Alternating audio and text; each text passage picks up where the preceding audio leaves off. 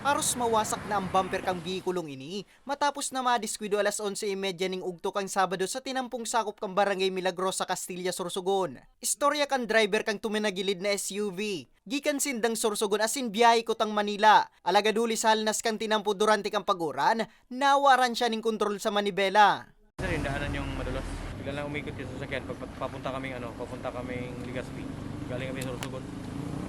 Maswerteng minor injuries na ang sinapok ang driver asin kan sarong lunad kaini.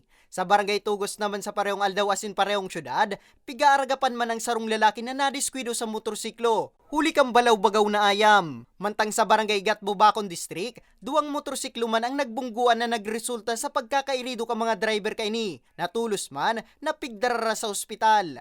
Mientras tanto, pigturuangan man kang residentes kang Purok 5 Barangay San Juan, Sorsogon City na maiangat ang sarong pampasadang tricycle na nahulog sa kanal kan Sabado. Pigtutugdong nawaran ning kontrol ang driver kay ni, huli kang mahalnas na dalan dara kang paguran. Paswerteng daing sinapong lugad ang driver asin mayo ining lunad kan mangyari ang insidente. Kadalasan po sa mga recorded ta, Banggi and Mauran, madaling araw. So, nare-record kita ng mga accidents.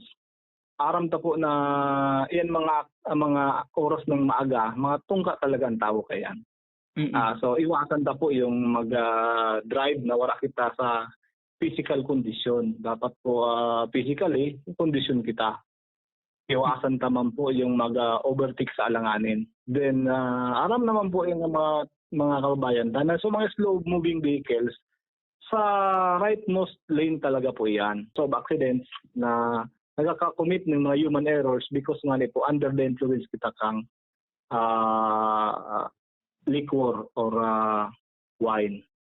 Patanid kang otoridad, magdubli ingat asin magluway-luway sa pagmamaneho, urog na kung nagtatagauran, hulit asyertong mahalnas ang tinampo na pwedeng mauli sa diskwido. Para sa mga istoryang tatak Bicol, Nomer Corporal,